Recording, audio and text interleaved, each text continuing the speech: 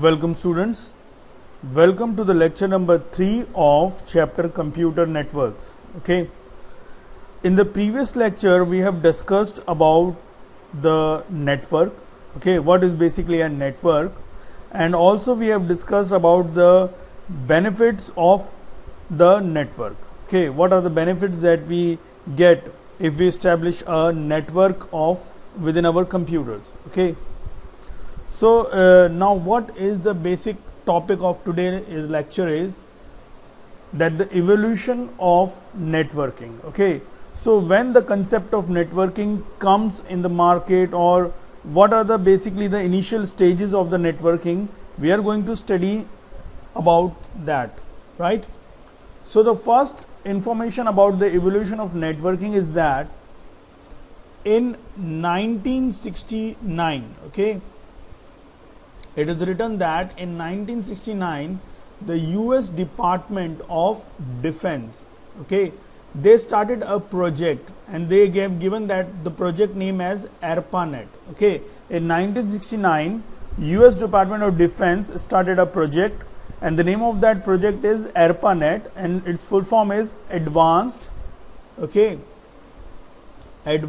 Research Project Agency for Network. Okay, so this is basically the full form of ARPANET, right? So what is basically the goal of this project? So whose goal was to connect computers at different universities and US defense to exchange data and messages on it. Okay, so the first network that comes into the existence is basically the ARPANET, and it is started in 1969, and this network is made in order to exchange data and messages between different universities and in US defense. Okay, so they have used this network for this purpose. Okay, so when time passes and the other organization sees the benefit of this network, then they started doing something new in this network. Okay, and in mid 90s there is a National Science Foundation. Okay, there is a National Science Foundation. He created a new high capacity network. Okay, so on seeing the success of ARPANET, there is an organization named as National Science Foundation, and they have started a very high capacity network, and they call that network as NSF net, that is National Science Foundation net. Okay, so as it is a National Science Foundation, so which allow only academic research on the on its network. So with the help of that network, they basically exchange their data related to the research work. Okay, so the next network which comes into the market is the NSF net. Okay, the first network is ARPANET and the second one is NSF net. Okay, so when many private companies seen the benefits of this network, so what they have done, so many private companies build their own network. So just on looking on the success of these two types of network, some private companies started building their own network because they also want the exchange of their data in a faster manner. Okay, which were later interconnected along with ARPANET and the NSF net to form internet. Okay, so now you are using internet. Okay, so what they have done, they have basically used the interconnect the network with the ARPANET and NSF net, and by the collection of all these ARPANET, NSF net and the private networks, there comes the existence of internet. Okay, so what is the internet? A network formed by linking two or more networks. Okay, so internet is basically a collection of huge network. Okay, so in this in internet there are many different types of networks interconnected to each other. Okay, so this is basically the history related to the evolution of network. Okay, So over here we have discussed that in 1969 the first network was ARPANET, and it is created by US Department of Defense, and they have created it for the universities and for US Defense. Okay, and in the mid 90s National Science Foundation created a new very high capacity network, that is NFSnet, right? And on seeing the success of these networks, many private companies started building their own networks. So just by the collection of we can say that the collection of their networks, NSFnet, ARPANET, they combinedly becomes a huge network, and that network is known as Internet. Okay. Now the next topic that we are going to study is basically the network terminologies, right? So let us see that this is basically a diagram of a network. Okay, over here you can see that this is basically the central computer, okay, or we can say that server, and this globe represents the internet. Okay, as I told you in some previous example, if we connect the internet with the server, then through this server all the systems which are connected in the network get the internet facilities. Okay, and this you can see over here, the printer is also connected with this server. So this is basically the central node, or what we call as server. Okay, and I also told you when a computer is connected in a network, then that computer is called as node, right? So just by looking on this diagram, we can understand that this is basically a diagram of a network. Okay, and in that network I have shown you a central system, that is this one, and this is called as the server. Okay, let me just use an eraser to remove this word E from there, and just again write the word E. Okay, so now you can see that the computers which are connected in the network is called nodes. So it is called as node, it is a node, we can also call it node, this is a node. So over here all the computers which is connected through this network with each other, they are called as node. And the central computer which is acting as a central node for joining all these systems, this is called as the server. Okay, so this central computer is called as the server. Okay, so the first definition that we are going to learn about under the network technologies are, the first one is the nodes. Node is also called the workstation, because when we perform a network, then these are basically my workstation. Okay, and in technical terms we call that workstation as a node. Okay, so a computer becomes, over here definition is given, a computer becomes a node, also called as workstation, as soon as it is attached to a network. So when a computer attached to a network, then we call that computer as a node or a workstation. Okay, so each user on a network works on a workstation.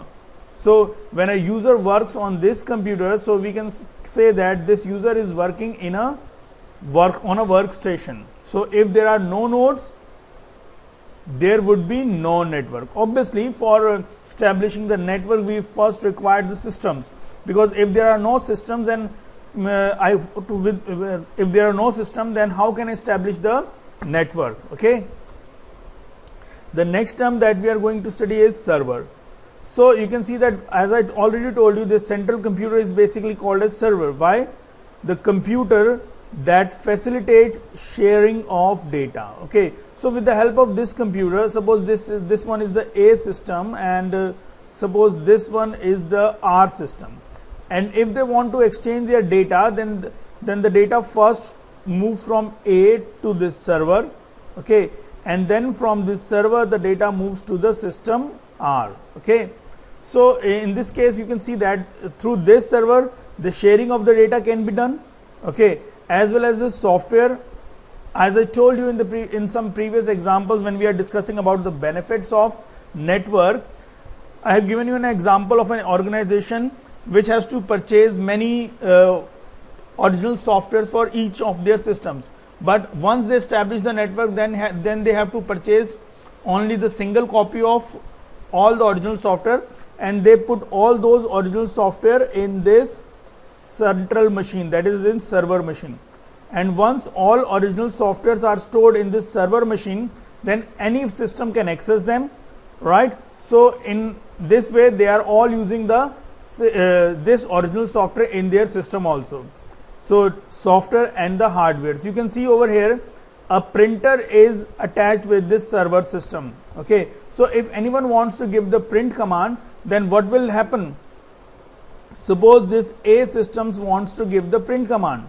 So when it gives the print command, let me take some other color. Right. So when it gives the print command, then what will happen? The request from this machine comes to the server machine, and from the server machine the request goes to the printer for the printouts. Okay, so you can see that by using this server we can share data, software, hardware, and the hardware resources on the network. Okay, the computer that facilitates sharing of data, software, and hardware resources on the network is called as server.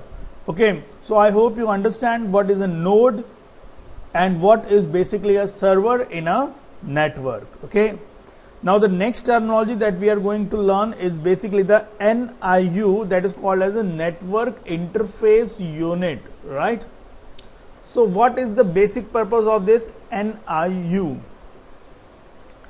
The definition of the NIU is that a network interface unit is basically a device. Okay, so it is a name of a device that attached to each of the workstation and the server. Okay, so obviously this device is attached to each of the workstation and also in the server. Okay, so this device must be present within each of the workstation and as well as the server, because with the help of this device we can establish communication between the server and the workstation. Okay, so let me explain you about this thing. Suppose this is my computer, right? Okay, and this is basically the cabinet of my computer. Okay, just I am designing it, right? So this is basically my computer and this is the cabinet of my computer. There is one more computer over there. Okay, so there is one more computer and this will be the cabinet of my computer. Okay, now what will happen? You know that we have a keyboard with my computer. Okay, and there is a slot given at the back side of this cabinet where we can attach the wire of this keyboard. Okay, similarly we have a device named as mouse with our computer. Okay, in our computer there is a device named as mouse, and also the wire of that mouse is basically connected at the back side of this cabinet. Similarly this computer also have a keyboard. Okay, and the wire of that keyboard is connected to this system, and it also has basically mouse with it, right? And also the wire of the mouse is also connected with this system. Okay, so these we have basically two systems with us. Okay, now if I want to establish the connection between these two network, or we can say that I want to establish a network between these two computers, then obviously I have to go to the market and bring the network cable. And what I have to bring? I have to bring a network cable. Okay, suppose this is my network cable. So once I bring the network cable, okay, so at the end of this both the ends of this network cable there is a connector. Okay, what is basically a connector? You can see when you use a mouse, at the end point of the mouse there is a connector which we basically insert in this cabinet. Similarly, when we attach the keyboard, there is a connector at the end point of this wire, which that connector is attached at the back side of this cabinet. Okay, so obviously when we go and purchase a network cable from the market, this network cable also has a connector at both these ends. Okay, so this at this end there is a connector, and at this end there is a connector. We call the name of this connector is basically RJ45 connector. The name of this connector is basically RJ45. Okay, the name is registered jack 45. So you have to remember that the name of the connector is basically RJ45. Okay. Now once I brought the wire, now I want to connect these two systems with the help of this wire. But when I go on to connect this wire, I didn't find any slot at the back side of this cabinet where I can attach this connector. Okay. So obviously, as this network cable has two connectors at both the ends, so obviously there must be a slot present at the back side of this cabinet where I can attach this connector. Okay, but right now there is no slot at the back side of these two systems where I can attach these connectors. Okay, so how can, if there is no slot at the back side of this cabinet, then how can I attach this wire between these two systems? Okay, so for that what I have to do, I have to insert a particular device named as NIU. Okay, so what I will do, I will bring two NIU devices with me, and first NIU device is installed, is set in this system, and the other NIU device is set in this system. Okay, so what I have to do, I have to purchase two NIU devices, and one NIU device I fit inside this cabinet, and the other NIU device I will fit inside this cabinet. Okay, so when both the devices are connected inside the cabinet, then due to this device a slot appears at the back side of this cabinet, and now I can attach this network cable with the NIU unit of both these systems. Okay, so what I have to do, first I have to set a NIU device within the cabinet of both the systems, and once this NIU unit is set within the system, only then I can attach this network cable between these two systems. Okay, so let me change the color of the pen. Yes, so over here it is written the NIU unit is a device that is attached to each of the workstation and the server. Okay, so obviously, as I told you, that whenever you want to establish the connection, the NIU device must be present inside the cabinet of each and every system which is a part of the network. Okay, so this is basically the image of the NIU unit, right?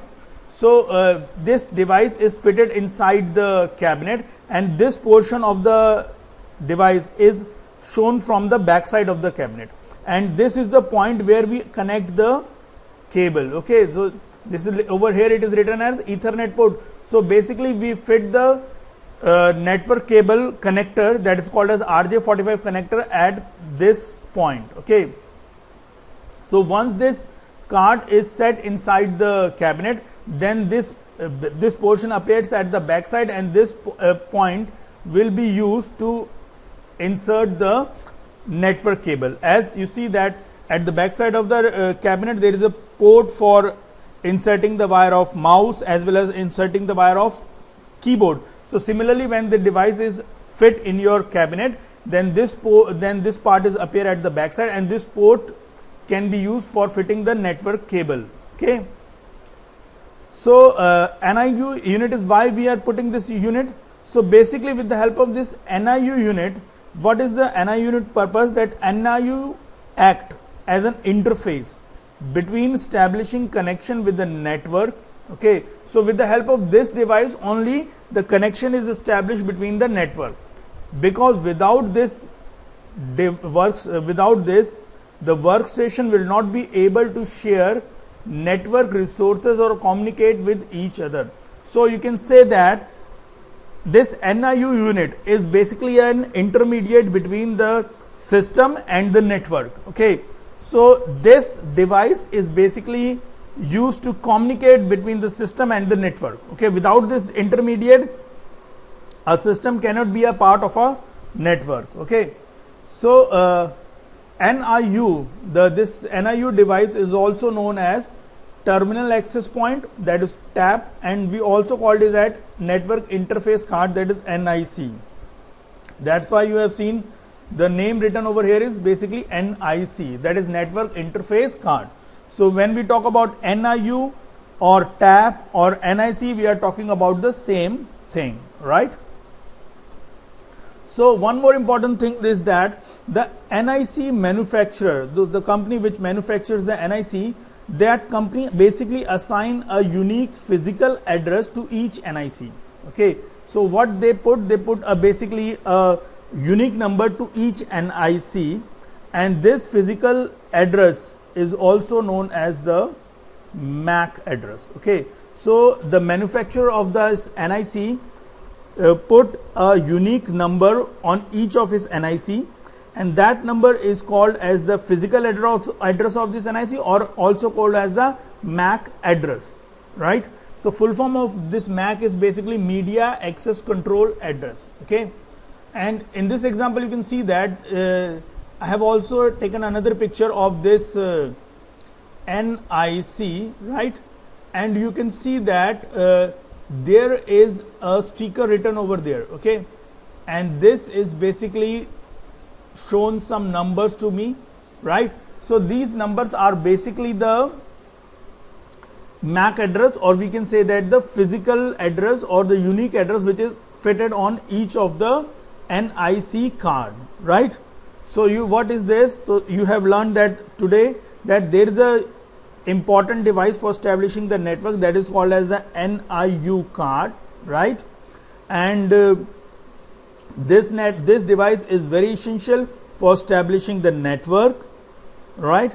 Because without this device a system cannot communicate with the network or cannot be the part of the network. And this device is also called as TAP, that is terminal access point, as well as the NIC, right?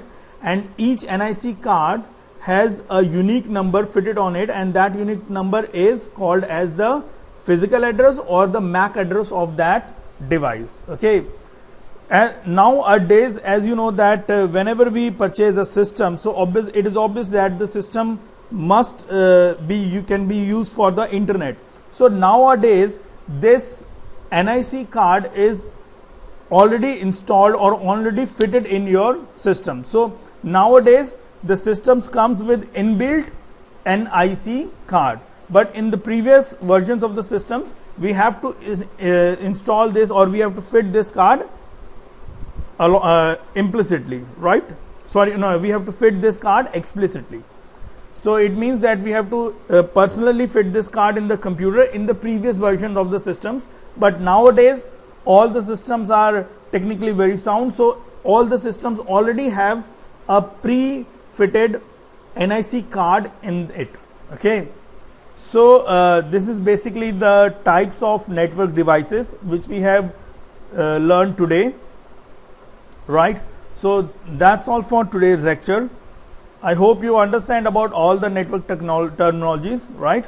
So thank you very much and have a nice day.